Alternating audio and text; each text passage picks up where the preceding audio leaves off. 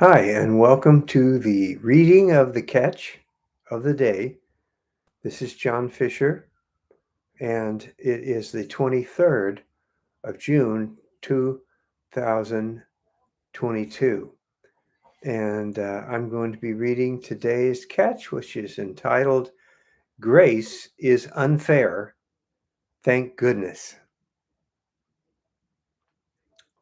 But love your enemies, do good to them, and lend to them without expecting to get anything back.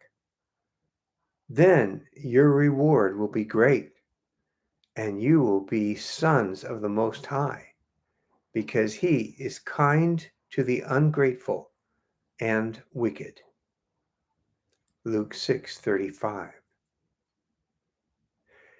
If you want to get a little taste of what God is like, try loving your enemies, lending money to those you know won't pay you back, and then try being kind to ungrateful and wicked people. What does this do to one's sense of justice and fairness? What could this possibly be about? Jesus can't be serious about this, can he? Here's what I think. I think Jesus is getting us to think this way because he wants us to see something important about ourselves. After all, what are we thinking here? That we are God's friends, that we always pay back what we borrow, and that we are most certainly grateful and holy. And that's why it's so hard for us to understand why God would ask us, the holy ones, to be kind to all these wicked and ungrateful folks. Gee, somehow we're going to have to find it in ourselves to love these awful people. But I suppose that if God can do it, we can too.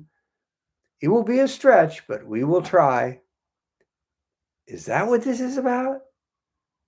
Hardly. Here's what I think it means. There is no difference between the most ungrateful, wicked people I can think of and me. And I had better be deeply grateful that God is, in fact, unfair in this way, because otherwise there would be no hope for me. I know this is what Jesus is saying here because the very next verse is, be merciful just as your Father is merciful to you. And that is followed up with, do not judge or you will be judged. See where he's going with this? When you look at it this way, it changes the whole picture. Love your enemies and be kind to those who, like you, have received the kindness of God when you don't deserve it.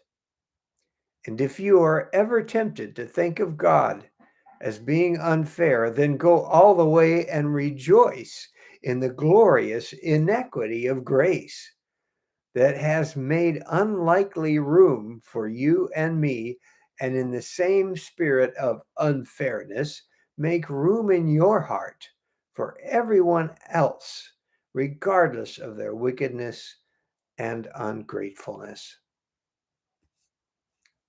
This is John Fisher for the catch of the day and grace turned outward.